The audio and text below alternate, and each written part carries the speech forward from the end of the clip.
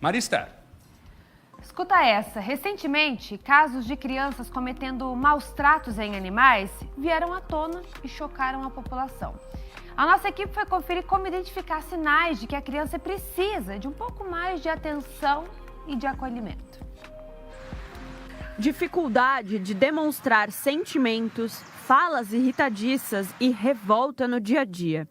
Esses comportamentos podem ser um pedido de ajuda da criança. Se de repente começa a ter atitudes verbais, né, o comportamento verbal, né, uma fala mais agressiva, xingamentos, se irrita com mais facilidade, se a criança é mais reativa, né, alguém fala uma coisa, ela não gosta, ela já vai para cima, ela já começa a ter atitudes.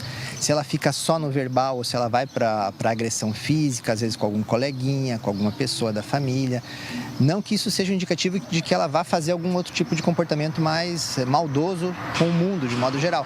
Mas são indicativos para a gente ficar alerta.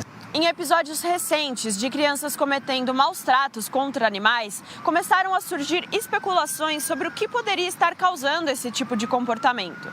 A internet começou até mesmo a dar diagnósticos sobre os casos, sem ter conhecimento sobre o histórico familiar, os comportamentos anteriores da criança e o mais básico de tudo, conhecimento teórico sobre o assunto. O termo psicopatia não é um termo que a gente utiliza aqui dentro da classificação dos transtornos mentais na infância e adolescência. Então a gente tem que ter um pouquinho de cuidado com o uso dessa terminologia. O nome mais correto de se utilizar seria o transtorno de conduta.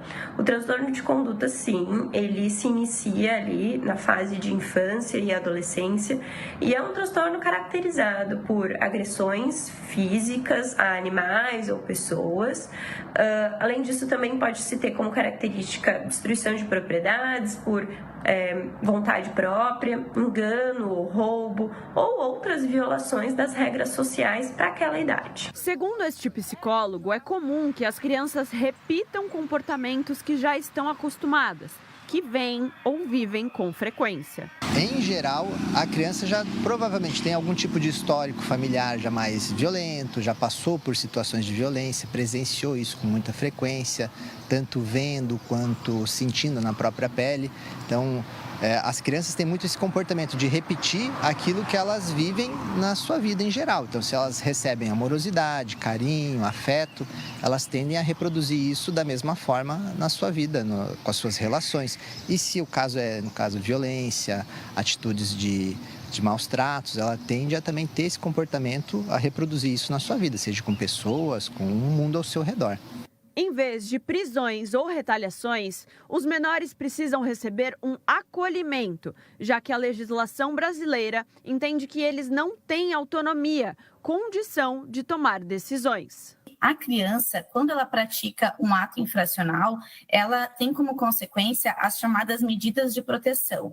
E ela é encaminhada ao Conselho Tutelar para, juntamente com o Ministério Público e Poder Judiciário, fazer, então, essa aplicação das medidas de proteção. A criança ela não é investigada pela Polícia Civil. Existe uma teoria que se chama teoria do link, baseada em diversos estudos que comprovam que o crime, por exemplo, de maus tratos a animais, principalmente os domésticos, ele está bastante ligado a um comportamento que vai evoluir para uma violência contra seres humanos. Então, se entende que quando a criança ela manifesta esse comportamento, é muito importante uma abordagem multidisciplinar. Para a psiquiatra, o acolhimento e a abordagem multidisciplinar estão aliados aos cuidados da família. O primeiro passo é ter uma comunicação aberta com essa criança.